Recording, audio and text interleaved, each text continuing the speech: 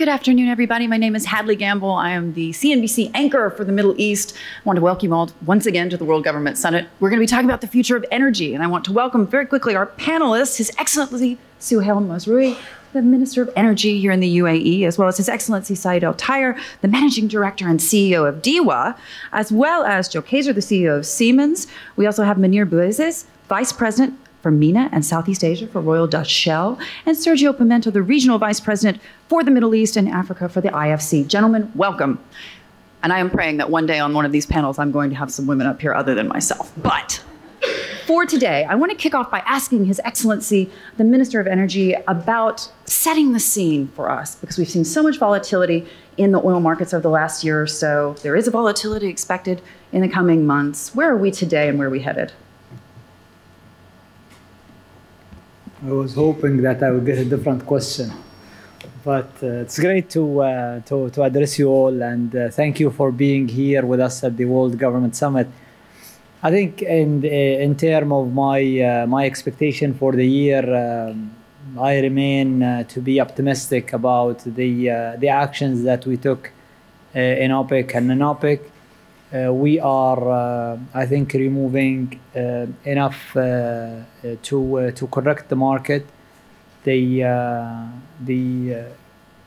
conformity levels to the target that we set for ourselves for the year 2019.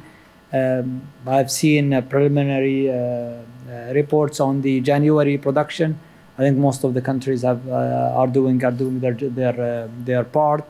And my expectation that we will see the balance during the first quarter unless something happens. And as you know, no one can predict what could happen, and because the oil market has different parameters. We are focusing only on the fundamental, which are the supply and demand, and I think we're doing our best to achieve that balance during the early part of the year. In terms of energy, I think what we are trying to do here in the government summit is to set an example as for many governments as in terms of regulation. We're trying to set the right regulations to attract this partnership between the private sector and the governments to first of all, make our city better cities to live in for us and for the next generations. We need them to be cleaner than how they are today. That's why we are believing and betting on the renewable energy for the future. We need them as well. We need the energy as well to be cheaper. So we are working together with the private sector to ensure that the energy of the future is not only going to be cleaner, but it's going to be also more affordable for the generations to come. And we cannot do that without talking about efficiencies, talking about using or using less of the energy.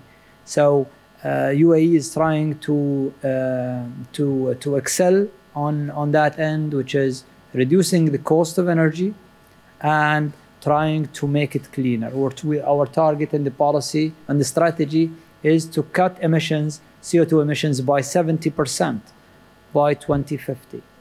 And I haven't seen many governments, producing oil especially, targeting such a reduction. We can only do that if we target efficiency improvements, and we believe we can do it. And we believe that during the next sessions of the government summits, we will see how we are following the guidance of our leadership to do the strategy rather than just talking about it. I hope that sets the scene. In terms of an ambitious agenda, I have to say, Joe, I want you to weigh in here because not all governments are like that of the UAE. You're dealing with global governments. You're dealing with a changing energy picture and the fact that, as you've said again and again, renewables are the future. How do you plan for this as a corporate? First of all, I do believe that renewable is the future. On the other hand, we also need to go and see how we can make fossil energy more effective and efficient and cleaner. And there's a lot of things to do. I believe there's nothing wrong with having a hydrocarbon-free world in 2100, but there is 82 years to go. Actually, 81 to be correct. So we need to find a way to make that more efficient. Now, the beauty, first of all, of renewable energies is that they can also be not just used for electrification, but they can also be used for getting hybrids, such as hydro. And so what you can do is you can actually use hydro efficiency to power mobility, hydrogen to power mobility. Because today the fuel cost of renewable, of wind and solar, doesn't cost anything. So if electrification is not needed to be used because there is no use for electrical power, what you do is you let the sun shine, you let the wind blow, and produce hydrogen from that, and then power public transport such as buses or taxis or what have you, which could be much more efficient, especially in this region, than electromobility will always be because of the degradation of the batteries overheat. So that's a fascinating topic, because what you do is you combine two optimal things. Now the question is, where do you do this? Well, first of all, you do this where you have a regime in place which not only has great visions, but also is almost close to perfect on execution. And that's the UAE. And so that's why we are here. And that's why we have been starting our hydrogen project last week with its highnesses to visit, to attend. Their excellencies were there. DIVA is the lead from the UAE side. And, you know, in my age, there's not much which gets me excited. But that one does. You're talking about leadership, and particularly here in the UAE, I have to bring up the Alstom-Siemens merger that wasn't, and the fact that the Commission decided against that development. Is that a question of leadership, or do you think that on down the road we could finally see that merger happening? Well, if it had been decided upon in the UAE, I'm sure it would have been different. Look, I mean, not sure about mobility here and the future of energy, but you know, we must not confuse antitrust law with industrial policies, obviously, so we need to respect that. On the other hand, if the future of the world mobility is being determined on a law which is 30 years old, that may just need to have a revisit to put, you know, for the future and not for the past. That's as much I would probably say to that. And talking about efficiencies, Your Excellency, I want to ask you about what you're doing in terms of DIWA, because you have to implement all of these changes and developments quite quickly. Yeah, thank you very much. I think we have to look at the energy sector as a holistic view, first of all. And second thing, we have to look about the existing plant. I mean, in DIWA, what we have done, we look at the production side and transmission and distribution. And this is actually a long time ago. We look at the transmission and the distribution, and we convert the system from 132 to direct 11 kV. It took us nearly, what we call this project as a system conversion. It took us nearly about 15 years to reach the conversion to 99%. You know, this helped us reducing our line loss from 7.4 to 3.3 this year, which is the lowest worldwide in transmission. Looking at the customer minute loss also, we improve the reliability by improving the restoration supply and reducing actually the number from 15 minutes per customer to about 2.8 this year, this figure. Last year it was 3.3. We reduced it to 2. And this is the lowest customer minute loss. The third thing, actually, we've done many initiatives at the generation side. First of all, we started with a fogging system frame 9 GE machine, and we were able in each unit get extra about 13 megawatt. We done different with Siemens evaporative cooling also in all the machine, and also we done thermal storage, where we actually cool the water at night and release the water during the peak hour.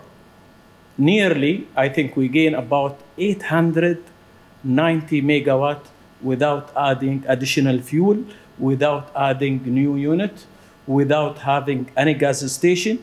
This is really a big saving for us from environment point of view and also from CO2 reduction.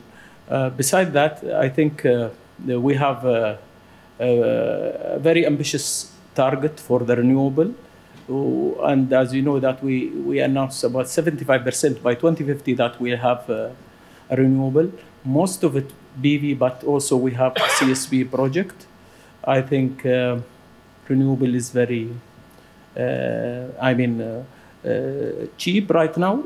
We used to, I think, 10 years ago, the cost per kilowatt, it was about more than 15 cents, especially the PV. Now we were able to cut this price to about 2 cents per kilowatt recent tender. And also with the CSP, I remember 3 years ago, it was about 15 cents in Morocco, one of the big projects. Today we have in Mohammed bin Rashid Solar Park for about 7.3 cents. This is the practical application. Munir, if you wanted to weigh in. Well, I would like to bridge these conversations and talk about the Shell Sky scenario. So in Shell, usually produce these scenarios, but we start with some, not forecasts, but more of combinations of geopolitics, customer behaviors, etc.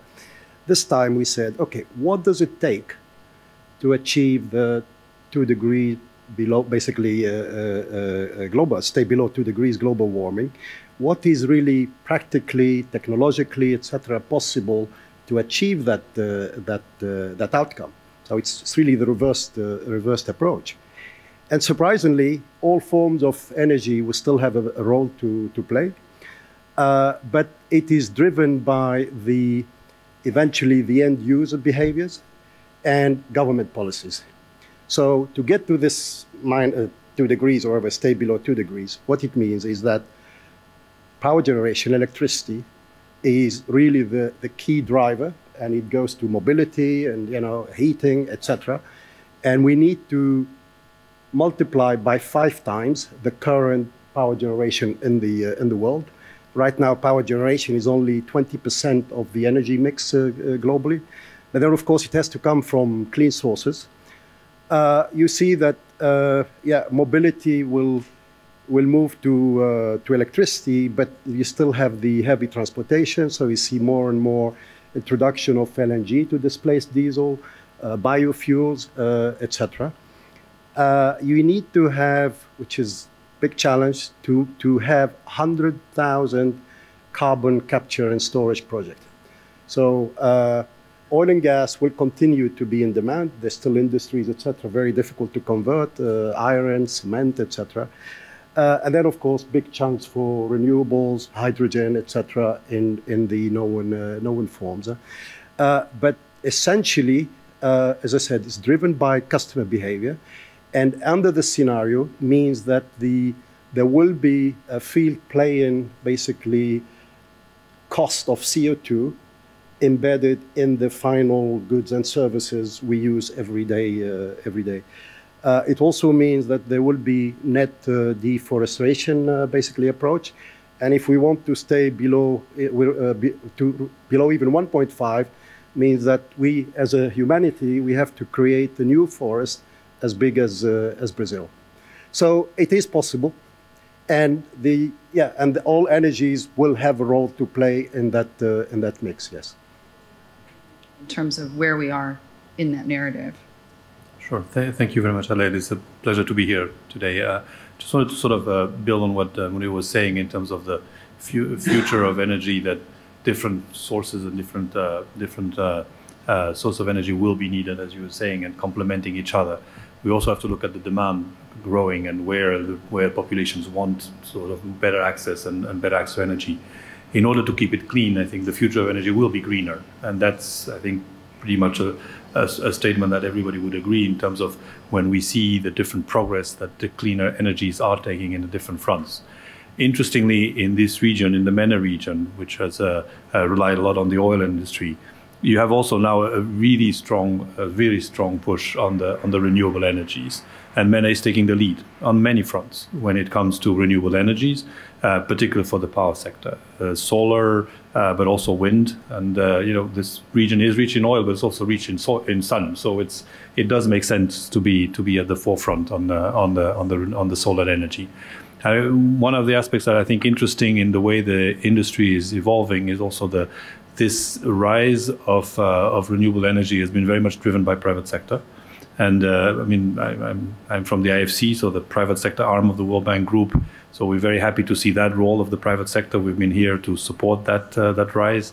We've been actually quite active in the region, supporting a lot of the governments and a lot of private sectors, companies who are rolling out interesting projects. We've been on the lead for instance, the Benban project in Egypt, which is the largest, actually will be, once completed, the largest solar farm in the world. So this is happening in this region, and this is something that we should all be very, very proud of seeing that evolution. I think we should also think about sort of what are the constraints going forward and where we can focus on how to help push this agenda even further.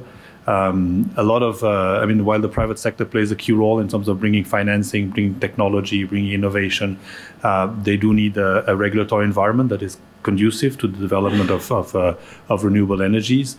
Some countries in the region, including where we are today, has taken good steps towards that, thanks to your leadership. But further can be done in some other countries so that we can get that rolled out more strongly. The other aspect also is that a lot of the energy progress, the renewable energy progress, has been more on the electricity production. I think when it comes to transportation, when it comes to heating, globally, these are sectors that will need a stronger push. And I think, again, MENA can take the lead on this. Your Excellency, I want to ask you, we talk about some of those challenges. One of them, of course, is politics and governance. How damaging is it to what you're trying to do, not just as a country, but also as a corporate, when you have leaders like Donald Trump who don't believe in climate change or the Paris Accords? Is this something that the private sector can navigate easily? How difficult is it for governments? I think many when we look here in UAE, when we look at energy, we look at it as if we are private sector, even if we are governments. So enabling the private sector, work hands in hands with them to achieve the strategy, that's what we do good. We don't look at it as a political issue. I think the United States is an ally. The United States is the largest oil producer today in the world, and they are the largest consumer as well. So we look at whatever the United States had to say, and we look at that and weigh it toward the overall challenges of energy. We look at California, for example. California is having a transformation in the energy toward the renewable energy.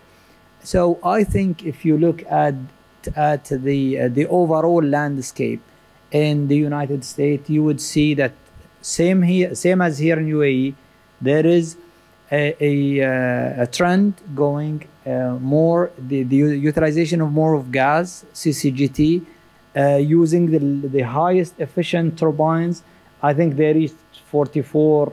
I heard and for 64 and 60 and then even higher. They're aiming for a higher efficiency.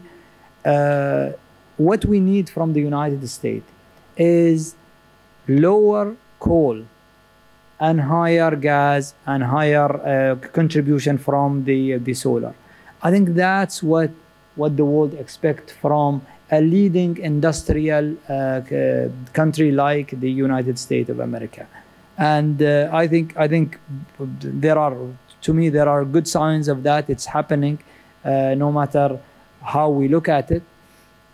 But what's important is the fact that today renewable energy is becoming cheaper. And it's not just something that the governments have to support for it to succeed. It's a natural choice.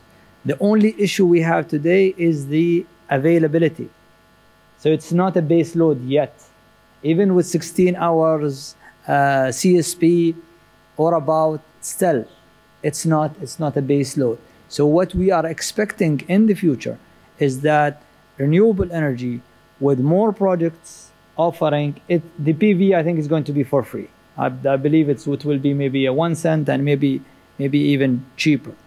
How do we interlink with each other to utilize, using the artificial intelligence, a smart way of consumption rather than a random way of consumption that we have today?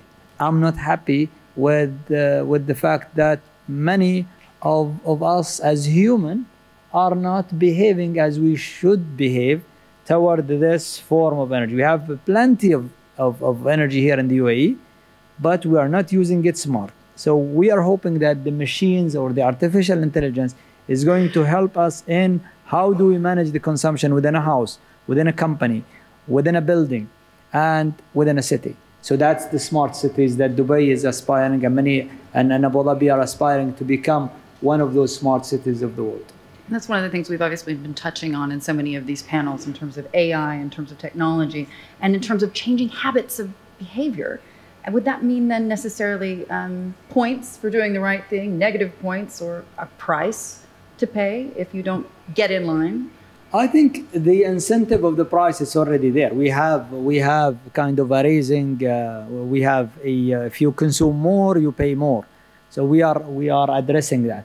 But I think more than that, we need to convince the people and talk to the children. So we are now talking to the next generation by addressing it in our education, the behavior change. And price, I think, is one way, but it's not the ultimate way. We need to understand how many human beings in the world who aspire to have electricity, aspire to have clean water.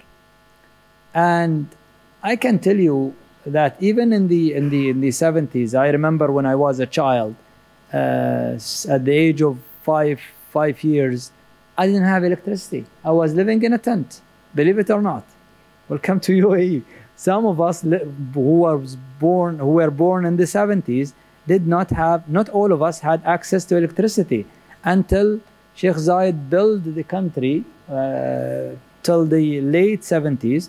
Some of the cities, only cities have electricity, and people living in the desert. I'm a Bedouin. I was living in the desert without electricity. So when some of you come here and assume that it was here for a long time, no, it's not. So today we're consuming way beyond imagination. When I think of that time, they used to give us a less than a 1 liter to take a shower with. So that's what you get. That's your allocation to take a shower, less than a liter of water. Look at us, how much we consume today. So I think behavior change back to conservation, like our ancestors and our grandfathers used to live. I think we can do it, and we should do it. And it's a choice. It's not by force. So I believe that we can do it. We can set an example here in UAE, not only as citizens or nationals of the United Arab Emirates. All of you can make a difference. And if I think with the helps of the industry, we are addressing those smartly by using artificial intelligence. So you can decide how much water you consume for the house. And I think that's how smart cities will be. And I think we are testing it. I know Dubai, they are testing some of those systems and in the buildings. And I have a hope that soon we will see it implemented in many parts of the cities. In terms of the IOCs, Munir, if you want to weigh in terms of, you've done many studies on this over the last couple of years in particular. International oil companies have done a lot of work to renewables and the future of the energy picture. But do you think we're moving fast enough? Because this does have an it's about cost. No, I fully agree. So we're going through what we call in Shell the energy transition period.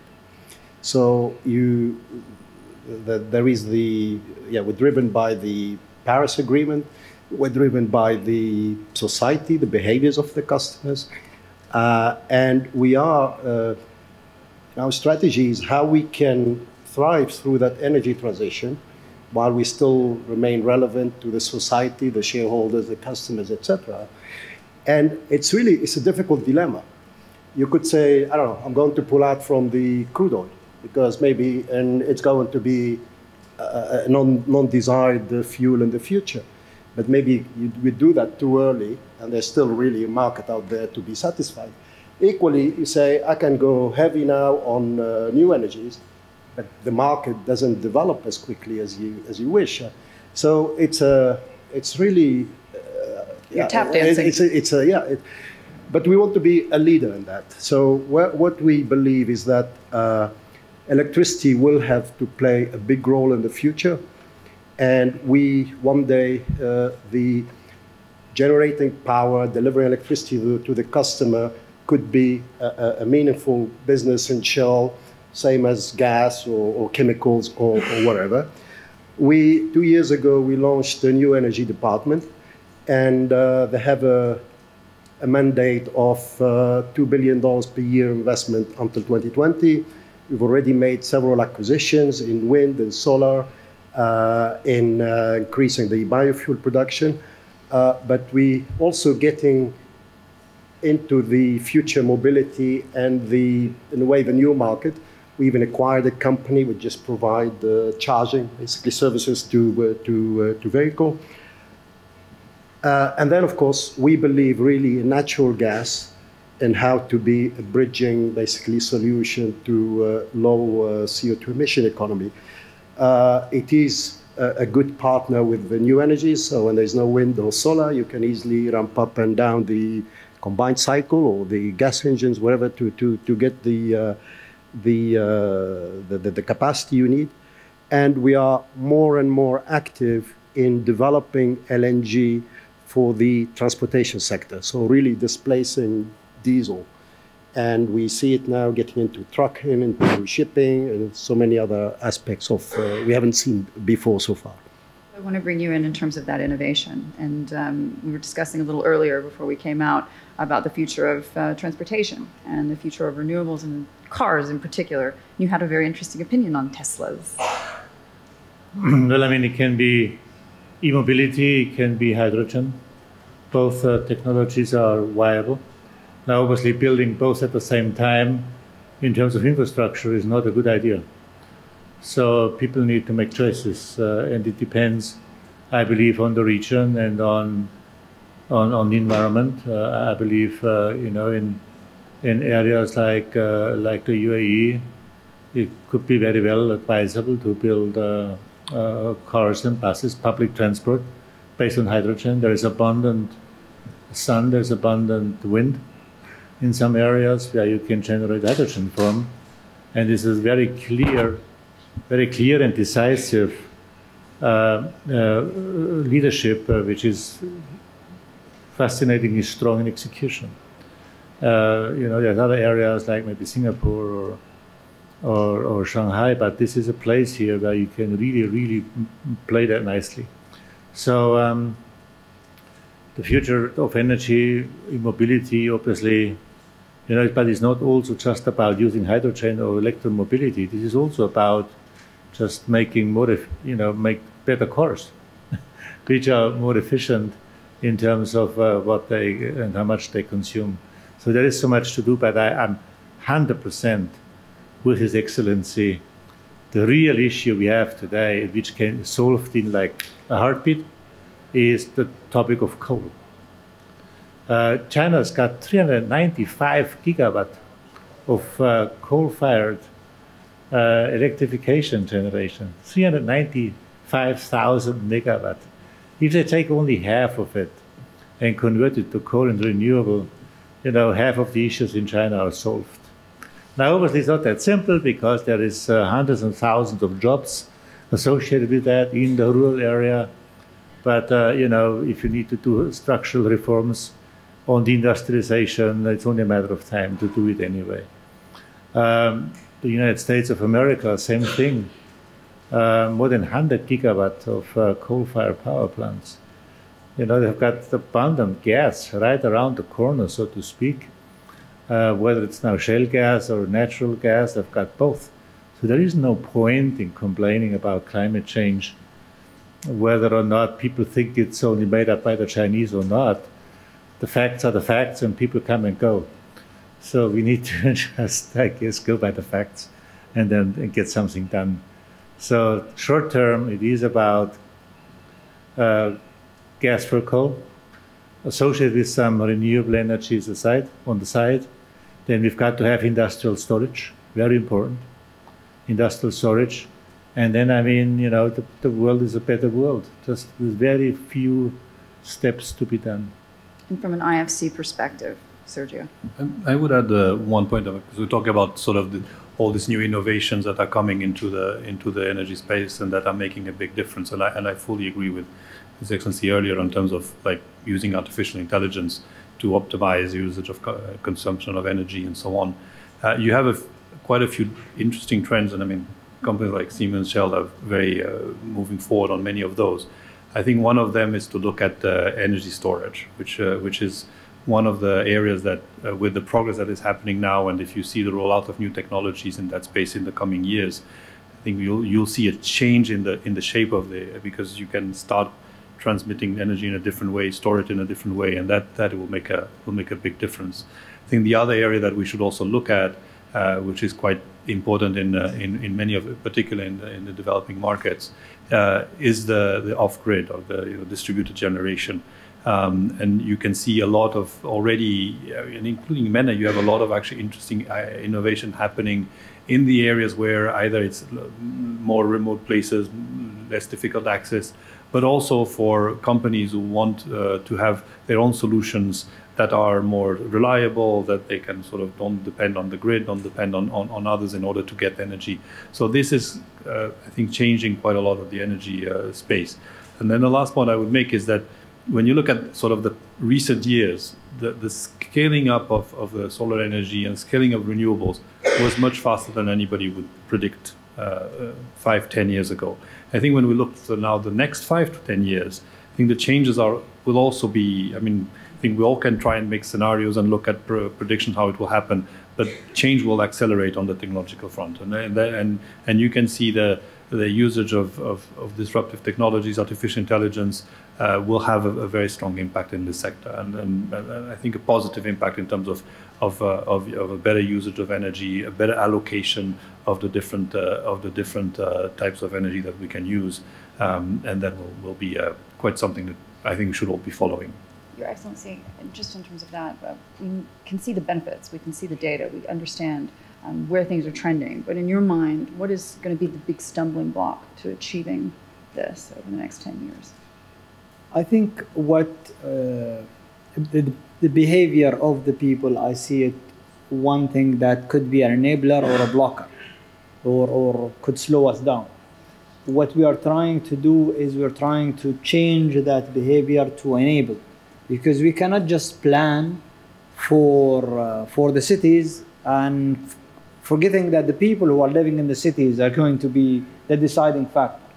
So this is one of the critical areas. But I think if there is an advice that I would like to, I always give to my colleagues, the ministers, you need to set a longer term strategy. It's not enough to set a strategy for 2030 and forget what are you going to do. 2030 is tomorrow, and when we are talking about projects of energy, you need to plan for the projects, and then maybe for execution you need the 10-15 years. So I think what we have done uniquely here in the United Arab Emirates is the thinking of 2070, trying to imagine how's the future going to be in 2070, and then look at what is available to us and plan our future based on what is available. And different countries will have a different outcome if they do that. But not having a longer term could be an issue. And many of the countries, you talk to them, some of the ministers, they don't have even a 10 years plan. So how would they manage the crisis if that they could see if they don't have a vision or a plan? And I think what this summit can offer is those kind of advices. We give them our recipes of the strategy, and we tell them why we chose that strategy. The private sector plays a key role in passing that knowledge because they work in so many countries, and I think the message is getting through. It's just the pace of setting those strategies and then trying to push the momentum to do it on time. I agree with you. There is, I mean, you earlier said there is a lack of momentum sometimes you feel. And when you come here, you see the pace faster than usual, but you go to certain countries, they tell you about their problems, but they're not thinking of what they should do. And then everyone is blaming it to the other. I think there is a solution to many parts of the world to get affordable electricity. It's really unfortunate that the poorest countries in the world today, there is the highest cost of energy per kilowatt in the world. And I just cannot understand how those countries cannot get their act together and use the technology which is available to change the future of their countries. And if everyone do his part, I think we can live in a better world together. Maybe two things we have not really been touching when we talk about the future of energy, except that it's bright. One I scratched a little bit on was that the more the energy mix becomes decentral, the more we have a situation that we have so-called prosumers, producers and consumers. Industrial companies, they can use the steam to produce power. They can use the power themselves for the industrial process, but they can also put it back to the grid. So what that means is the emphasis not only lies on highly efficient turbines and generation, it switches towards a highly efficient grid. People call it smart grid. So it's about transporting, distributing, and collecting the money for energy. There's got to be a value chain which needs to come closer together than ever, because the volatility becomes higher.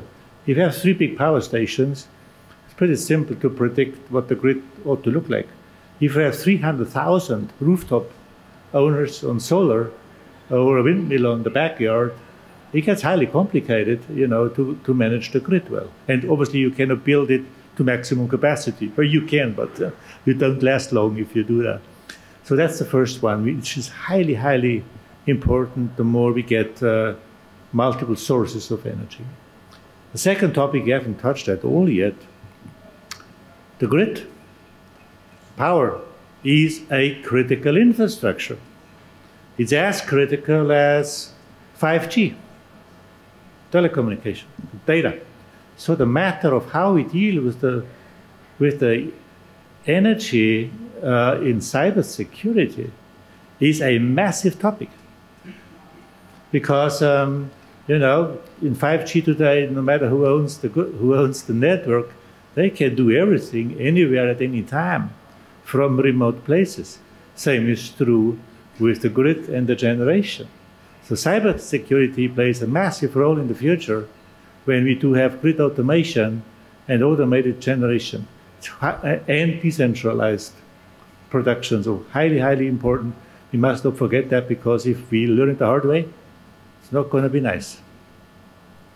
And just to wrap it up, are you worried, Your Excellency, about achieving these goals if we've still got oil prices sitting below $60 a barrel?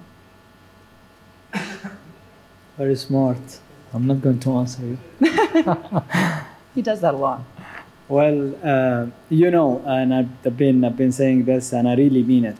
The concern is not on the price. I think the concern is to have the commodity available to the world at the right time and at the right moment. and that means that the balance that we should achieve. So truly, we gave up on prices a long time ago. We cannot decide the price. We cannot affect the price. We're producing probably 1/3 of the world, doing 1/3 of the world supply. There are other producers, so we cannot and we should not be concerned about the price. We should be concerned about that balance. We should assure the industrial nations and the consuming nations that they will have that commodity whenever they need it, to allow prosperity, to allow growth in the world. And we believe that can be achieved. We have done it in the past 2 years, and now the goal is to maintain it. It's not just to do it and then break loose and say, with God will, it will stay. We have to work and work hard on maintaining that balance. And I think we are in the forge of doing that. Geopolitics always play a key role, you know it. We cannot control it, and we should not plan on how do we attain to geopolitics, but we will always do investments in maintaining the an additional production capabilities, and that's what UAE is doing in its plan. We are hoping that we will have that spare capacity, and when we have crisis, we will assure the world that we will supply. Your Excellencies, gentlemen, thank you so much for joining us. Thank you so much for joining us today.